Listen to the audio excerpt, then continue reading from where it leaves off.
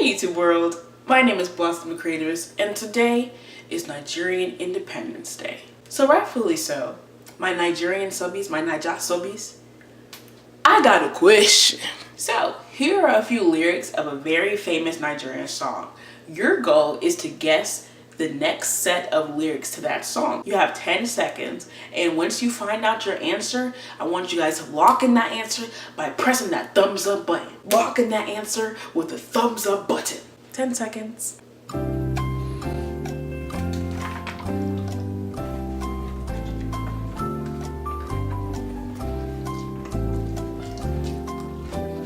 Time's up. So for those of you guys who aren't Nigerian, those were the lyrics to the Nigerian national anthem. A lot of people in the Nigerian American community do not know the lyrics to this anthem. But you know what? It's okay. Because even Nigerians born and raised in Nigeria don't even know the anthem itself. Exhibit A. Arise, O compatriots, Nigeria's call over. All right. Is it to serve our father's land with love and respect? Nigga, I don't know.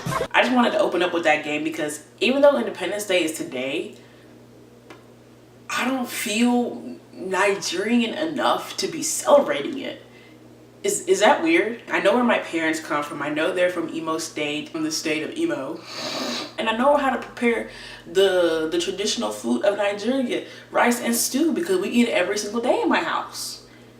Sometimes my stew is a little bit watery, but still, I digress. I know what I'm doing. But then again, I just don't feel that connected to the Nigerian culture, mainly because I don't know Igbo. I know more Spanish than I know Igbo. But you know what? Actually, I know more Japanese than I know Igbo. Can you imagine? The only reason you know I'm Nigerian is because of my last name.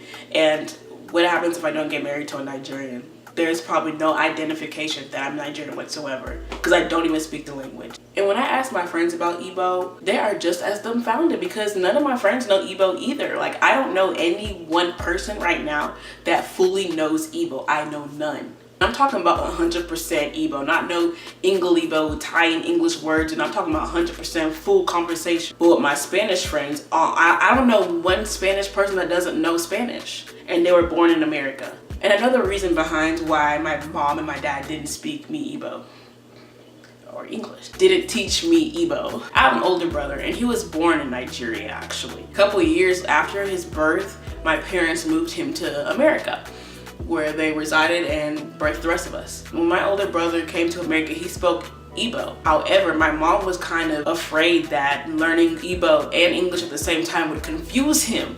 And so they just stopped teaching him Igbo. Like, Igbo what? You're American now. And my parents, how confused and misguided they were. They repeated that same mistake 5 babies later. So you have a whole entire generation of Igbo children that don't speak Igbo.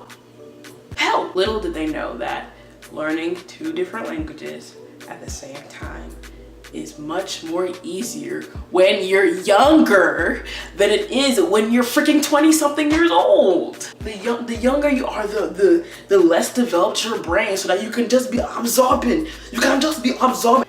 And the fact that a lot of my other friends don't know Igbo either says something about the Igbo Nigerian American community, aka our parents. But I didn't really notice the lack of Igbo speaking Igbo children in America until my aunt called it out and apologized. Now in Igbo culture, we call everybody that's older than us our aunts or uncles. We ain't related. One day my aunt apologized to my friends and I because she was just apologizing on behalf of her generation because she admitted that they messed up. She gave us an example of how one of her cousins or nieces, one of them, she was like 30-something years old and her name was 100% Igbo, like not literally, but her name was Choma, some Igbo last name. There was not a pim, there was not a sprinkle of British or European heritage inside that name, influence inside the name at all. However, this woman, 35 years old, she cannot speak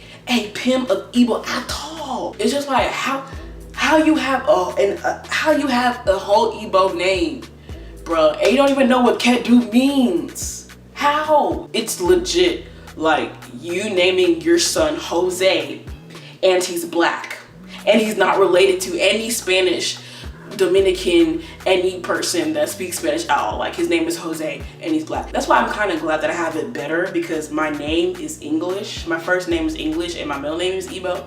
Because if I had a full Igbo name and I didn't speak Igbo at all, I would just be embarrassed. I would be embarrassed. But you know what? To everything there's always a story behind it. Long time ago in Nigerian history, Nigerians in class would be flogged, hit, made fun of in class if they did not speak full English. That may be a reason, but I feel like my parents were not conceived at all during that time, because that was a long time ago. Well, maybe my dad, because he's kind of old. But nonetheless, I'm gonna let that one slide because of the historical context of everything. However, what I'm not gonna let slide is the Nigerian / freaking African stigmas surrounding dating and sex. Everybody had a sex talk, right?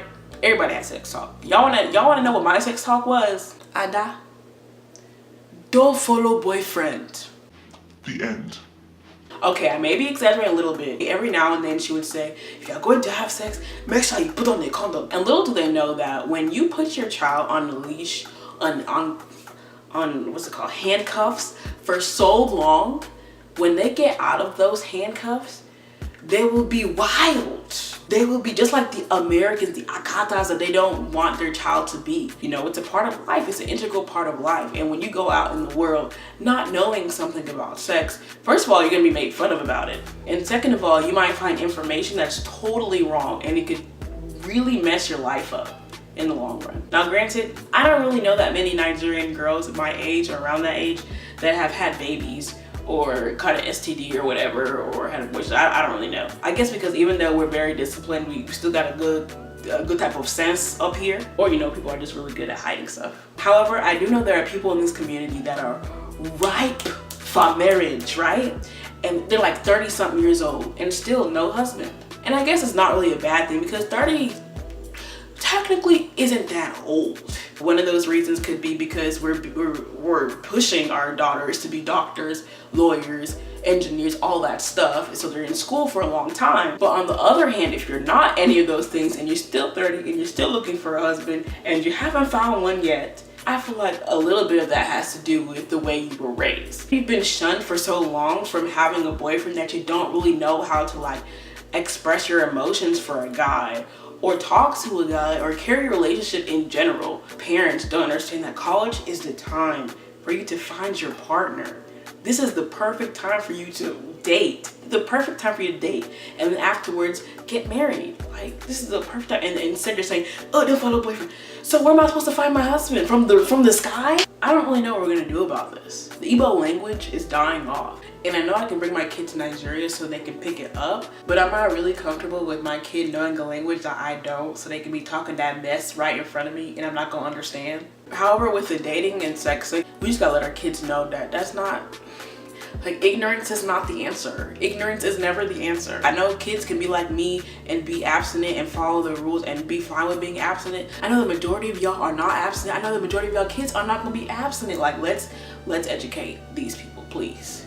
Let's educate our children about dating and sex, please. Anyways, I just want to thank you guys for watching. If your parents are around you, please send them this video. They're the ones that, if they don't already know they're at fault for some of this stuff, this will let them know, you feel me? But of course we have to acknowledge that our parents sacrifice a lot for us to be here, and we should always be perpetually grateful for them. Hope you guys have a wonderful rest of your week, and happy Independence Day.